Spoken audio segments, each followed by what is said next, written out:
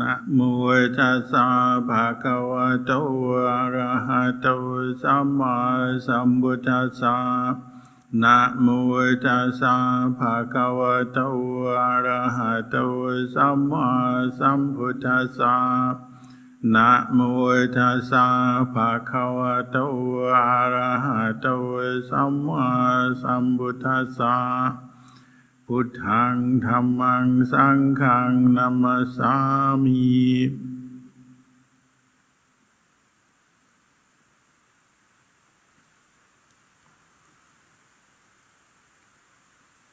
So, good evening to you all and blessings to anyone watching. Due to the changing circumstances in society in Australia at the moment, we've decided to try and offer some encouragement to you in your Dhamma practice by live streaming our evening puja, and on a Saturday night give you some teaching as well. Just points to the fact that our life is full of change, whether it's physical change or mental change. That's the nature of the world that we live in. It's a changing place. And one thing that human beings have proven over the centuries, the millennia, that they're quite good at adapting to change. Some change is welcome change, some change is unpleasant change that we just have to put up with and then learn to deal with and adapt to. But one thing that helps us with that fact, that truth, is the Buddha's teachings.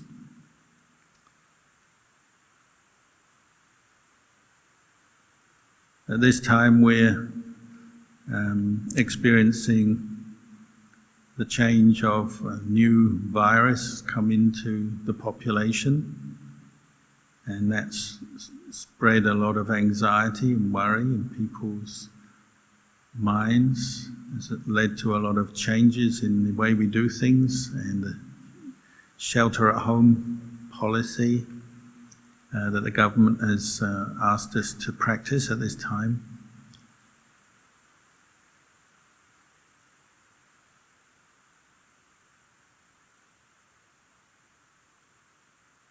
We can see that the Buddhist teachings give us a lot of strength and useful guidance in how to deal with a situation like this. At the very beginning of the Buddha's own awakening, the spiritual awakening came when he left his comfortable environment of his home, his family, and he went out into the town and witnessed some of the normal difficulties and sufferings that human beings have to experience. Just simple everyday things such as seeing people who were sick and suffering with different kinds of illness, seeing people who were getting older and suffering through old age, and then seeing funerals taking place and realizing that it's the nature of human life. We have to experience these three things just quite normally as part of our life as a human being. We're all subject to aging, sickness and death. And you could say a lot of his experience of awakening was coming to terms with those truths, just coming to accept them and realize that that is the way of things. This physical body is subject to change, the world around us is subject to change. And we can either awaken to that truth or we resist it, distract ourselves from it and suffer because of it.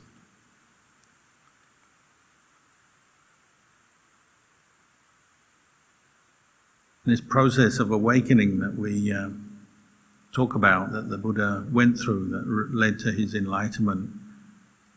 It's waking up to the truth, and the way he explained it once he had his awakening experience was in terms of the Four Noble Truths.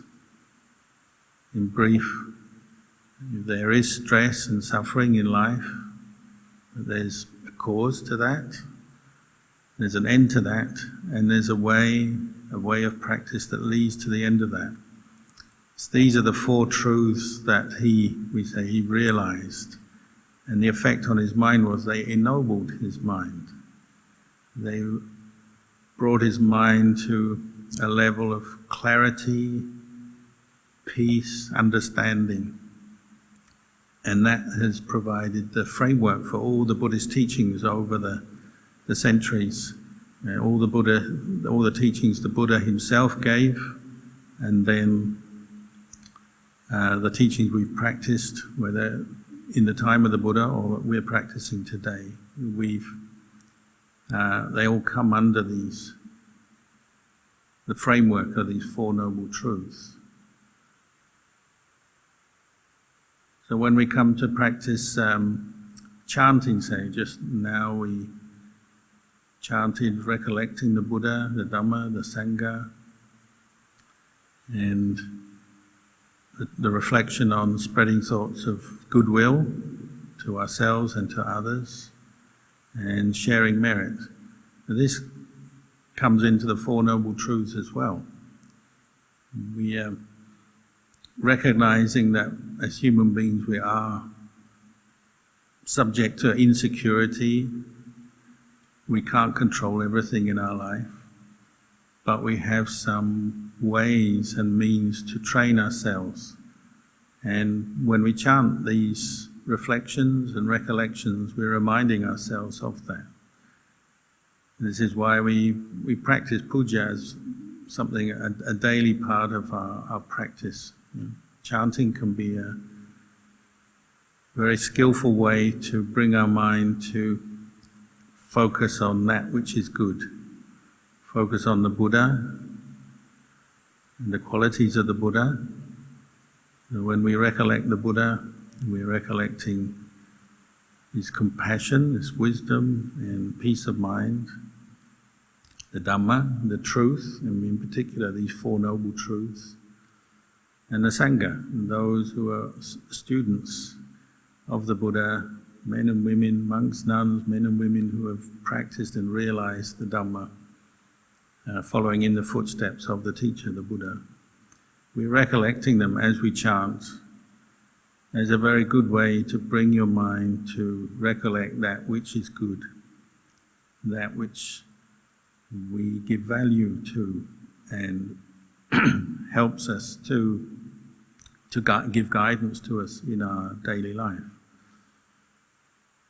The chant that we chanted on universal well-being, spreading thoughts of kindness to ourselves, to others, it's also a basic practice in the Buddhist teachings, just that well-wishing for oneself and others.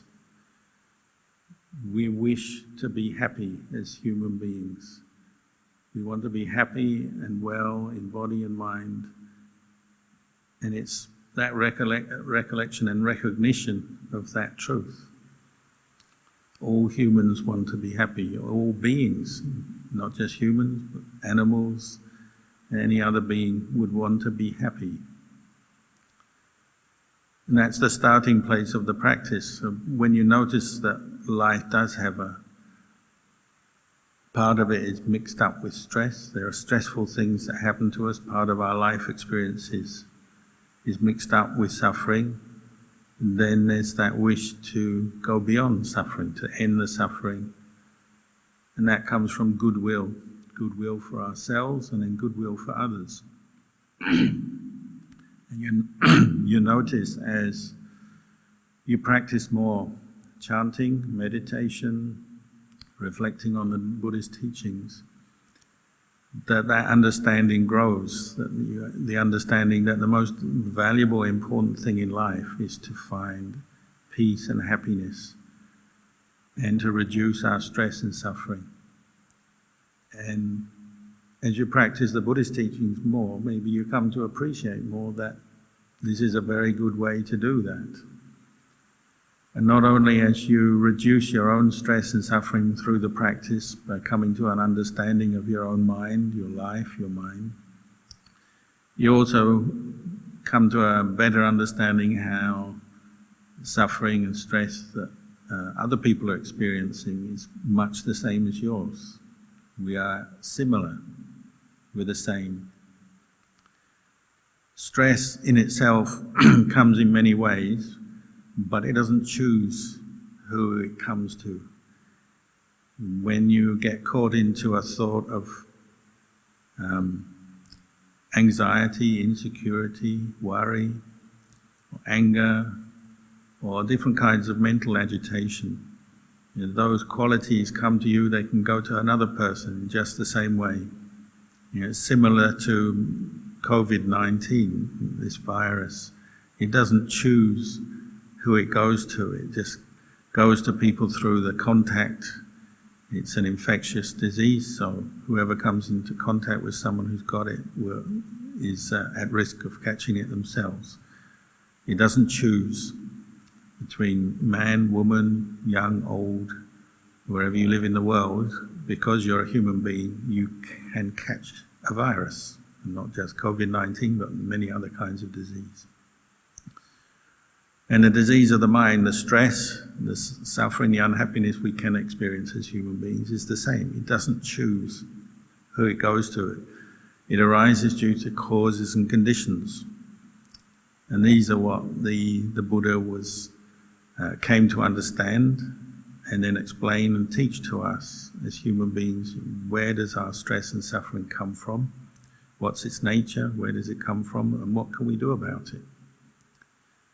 So every time you're chanting these Buddhist teachings, it's an opportunity to come back to that starting point. The development of goodwill for oneself and others, and then listening and reflecting on the Dhamma, say as you chant, reflecting on the way of practice, the Eightfold Noble Path, which is the fourth Noble Truth. On paper, in the text, we describe the Eightfold Noble Path as the way that leads out of suffering for all beings when practiced. And in short, in brief, we call it the path of Sila, Samadhi and Panya. Sila means ethical conduct, moral conduct. Samadhi means the mind that is calm, firm, peaceful. Panya means insight and clear knowledge and vision of the way things are. This is the summary, it's the same thing, it's synonymous with the Eightfold Noble Path. Sila, Samadhi, Panya. Ethical conduct, Samadhi, states of calm, and wisdom. These three things are what the Noble Eightfold Path comprise. And it's these things that we're practicing, that we're recollecting and learning about, educating ourselves with, and then developing. We also had a period of meditation earlier, and when you have free time, and at this time often a lot of people have more free time than usual. We're not traveling, we're not going out socializing, we're not doing so many activities as we might normally. This is an excellent opportunity for people to practice meditation, and this is where we're actually using ourselves, a human being, to really investigate these Four Noble Truths and come to understand them and see them more clearly for ourselves. And when you meditate, you probably have already experienced this tonight. You start with the aim to maybe pacify your mind, to bring up the quality of sati, mindfulness, and insight, wisdom. That's your aim. But as you begin the practice of meditation, whatever technique you use, whether it's mindfulness of breathing, recollection of the Buddha, or a contemplation. There's the many techniques that we use. Your aim is to bring your mind to a state of calm by put effort into developing, cultivating mindfulness, awareness. But you'll understand already that it doesn't always work as simply as that. You have the idea, the goal, my mind should be mindful, I should be peaceful, I should have nothing bothering me. But it doesn't always work like that. Sometimes your mind will settle down, sometimes it doesn't. Sometimes you have to be very patient with your untamable, wandering or distracted mind. Maybe sleepiness is the problem, or worry about the current situation, worry about your job, or if you've lost your job, your lack of job, worry about your relatives, what's going to happen to them, and so on. Many things will come into the mind, and sometimes we even blame the meditation. We say, as soon as I start to meditate, my mind is not peaceful. When I'm not meditating, I'm peaceful, but when I start meditating, it seems like my mind is not peaceful. This is where you have to look and learn and consider what's going on with your mind and accept maybe it's not the meditation that is doing this, maybe it's just what is there already coming to the surface as you begin to train your mind in mindfulness.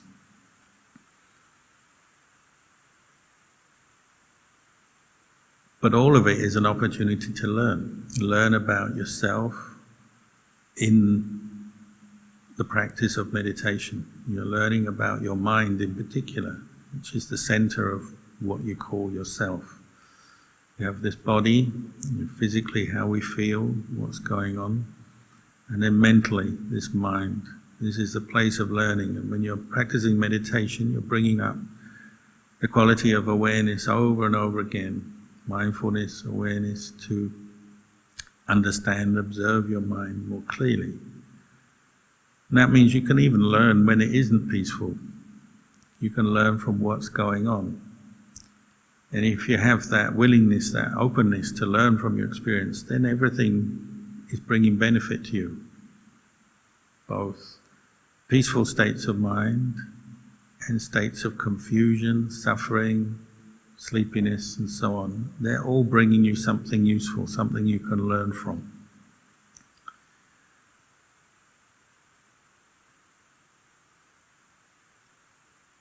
So cultivating these qualities of mindfulness and insight in meditation, these are something that you could say are invaluable to us as human beings because they're helping us to understand about ourselves and to really do something useful, beneficial for ourselves, which we can then also pass on to others. Any sense of peace, understanding more what is causing you stress, understanding more how to abandon, let go of that stress from your mind, bringing up more awareness, this will have its benefit. Over time, maybe not in one day, but over many days, many weeks, months, years, you may find that you're more at peace with yourself through regular practice of meditation, and that will almost certainly help the people around you. Any clarity, any understanding you get from practicing, coming to understand your own mind better, you can share that with others as well, either just in your presence or with the advice and the encouragement and the understanding and the knowledge you've gained. You can pass that on to others.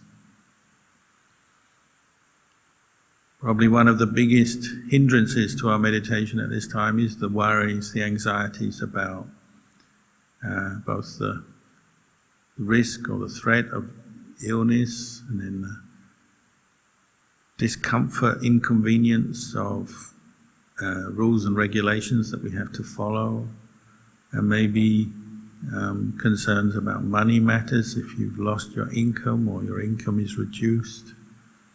These will be things that come up, anxiety, insecurity. They have these qualities agitate the mind. And when you come to meditate, well, probably that's something you'll experience. Agitation, worry about the future. Sometimes it's agitation about what's happened already, going over things, dwelling on things that have already happened. But a lot of agitation, anxiety is based around the future, thoughts on what may or may not happen. And many people found that this is something they can really quickly come to understand and see, that they're generating a lot of unnecessary stress and suffering for themselves by holding on to worries, anxieties about the future that really cannot, none of us can control the future or be absolutely sure what will happen in the future. And we have to be able to recognize that and teach ourselves as we're meditating, as those thoughts come up. Start teaching yourself that it's really not sure, it's not within your field of knowledge to know what will happen tomorrow, let alone in 6 months or in a year. What will happen to other people, what will happen to yourself, we can't be fully sure. The feelings of insecurity, anxiety, partly they're prompted by just our survival instinct as human beings, and that's not necessarily all bad. As human beings, we do have to keep alert to danger, to risks, and we have to manage our lives, work out how to do things to minimize risk and danger and to protect ourselves and our family and friends. But at the same time, there's a certain amount of anxiety that really is just self-generated suffering. We're torturing ourselves by thinking and worrying excessively. And as soon as you start to meditate and develop more mindfulness, more awareness directed to your mind, you'll notice that. And you can do yourself some amazing good very quickly by recognizing where you're holding on to that kind of stress and anxiety that is really not helping you. It's not giving you any real clarity or direction in your life. It's just agitating the mind, making you mentally unhappy, and maybe even physically unhappy as well. As we know, when we get really anxious and worried about things, we can't sleep, we can't settle down, we can't concentrate. So maybe your experience of meditation in the beginning is like that. Just noticing your own worries and anxiety. But that is a good time to come back to something that's very solid and wholesome, to recollect the Buddha. That's one of the reasons we chant. We recollect the Buddha, our teacher. We recollect the Dhamma, the teachings. We recollect the Sangha, those teachers and practitioners who have practiced and managed to tame their minds and free the mind from this kind of stress and anxiety. In the beginning, by thinking of and recollecting our external teachers and Dhamma friends and Kalyana Mitta, that can have a very powerful effect just to calm the mind, steady the mind, and give us some faith, some certainty and confidence that this mind can be developed in a good way, and that the stress, the anxiety we maybe are experiencing can be overcome. But we have to be patient and keep putting the effort in, and then keep observing ourselves. One part of the practice is developing the calm, the mindfulness. Another part is developing the insight, the understanding of what stress and anxiety is in its nature, and how we can abandon it, let it go. And as you develop more calm, more mindfulness, you probably will notice stress is just thinking. By and large, it's thinking, maybe accompanied by unpleasant feelings, emotions, but mostly it's negative thought, trains of thought that we get caught into. We hold on to them and ride along with them and suffer because of them. And the more clarity we bring up, the more we can see, this is something that I can change. I can put a brake on that process, and I can step off the train of thought. I can dismount from it if I choose to, if I make my mind, bring my mind to the point where I can see it's causing suffering. I can choose to let go of it, step off. But this takes a certain amount of effort, and that's why we practice meditation. Maybe daily is the best practice, every day, even several times a day, whether it's for a short period or a longer period. Get in the good habit of practicing mindfulness, meditating and observing yourself, and working with these negative, stressful states of mind to see if you can bring up clarity and let them go.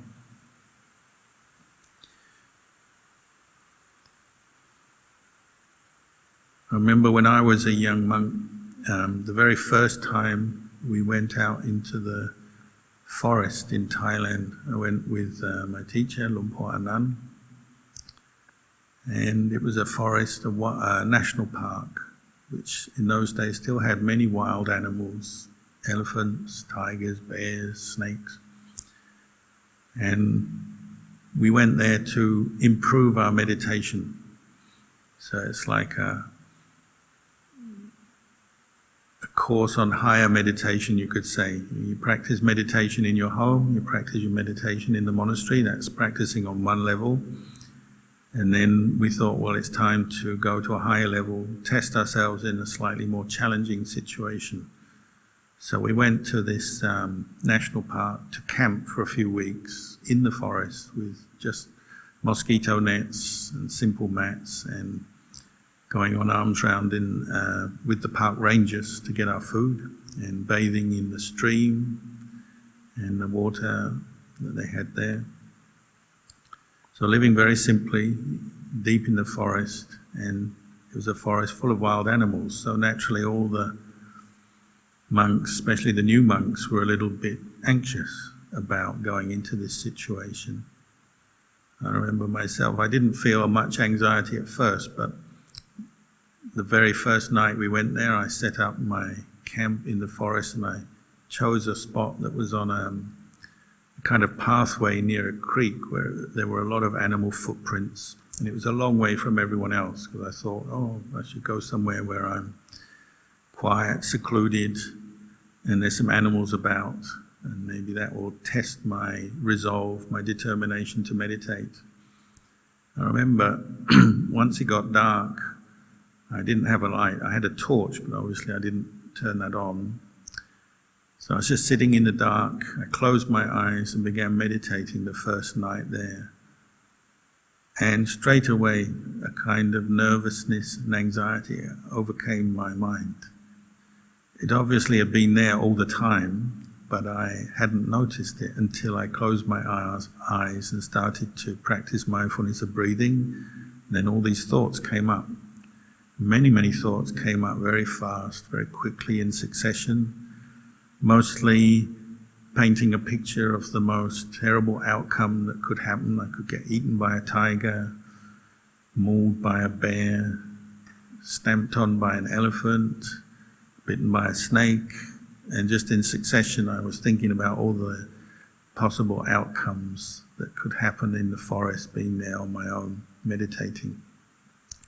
So I had a first-hand experience of anxiety, the restlessness, the anxiety of the mind. It's not at peace with itself. But at the same time, I was,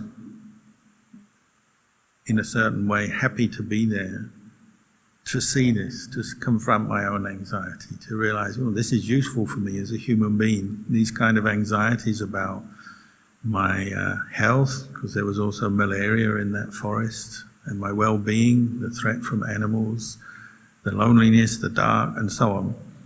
It was good for me to see that reaction, and it was something I could work with. But to be honest, that first night I didn't sleep a wink the whole night. Not because I was trying to avoid sleep, but just the adrenaline and the state of anxiety, heightened anxiety, kept me awake. So every sound in the forest became meaningful once it was dark. Every footstep, every howl, every sound became something that could be a threat and keeps you on edge in that situation. But I remembered the Buddha's teaching, and the Buddha said the way you have to deal with this is keep establishing mindfulness of your own mind, keep watching the thoughts arise and pass away, the feelings in your body and mind, the emotions, the sensations, keep watching them arise, pass away.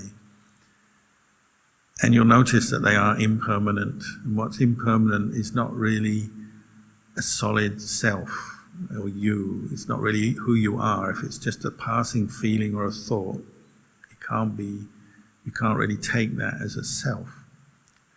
This is investigating what we call Sakkaya Ditthi, self-identity view, which we all have, and is the basis of our suffering. Out of ignorance, we create this sense of self, which is always being pushed around and manipulated by different situations that we get in, and then our own reactions and grasping at our thoughts and feelings. I was investigating that, and I remember about 10 p.m. There was a sound of what sounded like a large animal moving towards me through the forest. There were footsteps on the dry leaves, so every footstep was loud, pressing down on the leaves, one and then another, sort of moving up towards me, and then stopped close to me, and then there was just one step. So just like a large animal had reached me and found me, and then was just coming closer slowly and investigating what I was, whether I was its food. This is what I thought, and then my mind started to think in that way. This is an animal, I'm its prey, this is the end. So all that kind of nervousness, anxiety came up. And then the thought, well, if I turn my torch on, maybe I'll scare it away and I'll save myself. But if I don't turn the torch on, maybe it will go away, or maybe it will jump on me. So there was a battle in my mind whether I should turn the torch on or not. And eventually, because the sound of the animal was still there nearby, I turned the torch on. I finally got up the courage and thought, I'll turn the torch on just to sort out what this is, what it is, and see what happens. And I turned the torch on at what I thought was head height for this large animal I had imagined in my mind. And there was nothing there. So then I turned the torch down to the ground level, and I saw it was a rat. And this rat had actually been bouncing through the leaves, and it made itself sound like footsteps, and each bounce was a footstep of a tiger or a bear or a wild dog. It was actually just a little rat, quite a sweet, nice looking little rat. Bounced up and was just investigating if there's anything to eat around me. When I turned the torch on, he got very scared and ran off. And I realized the rat was more scared than me at that moment.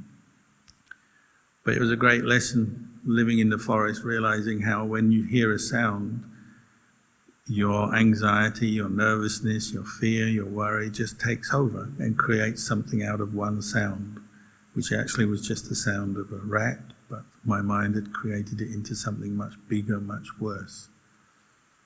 And we do that all the time. And if we never investigate these kind of things, we will never see what rules our mind, where these more negative trains of thought, negative emotions come in, where they come from, what they do to us. If we never investigate it, then we're always just prey to them. And this is the kind of stress and suffering we all have to experience some time or other in our lives. If we never investigate, then it will just be in charge of our mind, rule our mind. Not easy to look at, not easy to investigate, but it's something you can investigate. And the Buddha gave us very useful tools to do that. Development of mindfulness, development of effort, the development of insight into the true nature of your own thoughts, feelings, perceptions, and the body.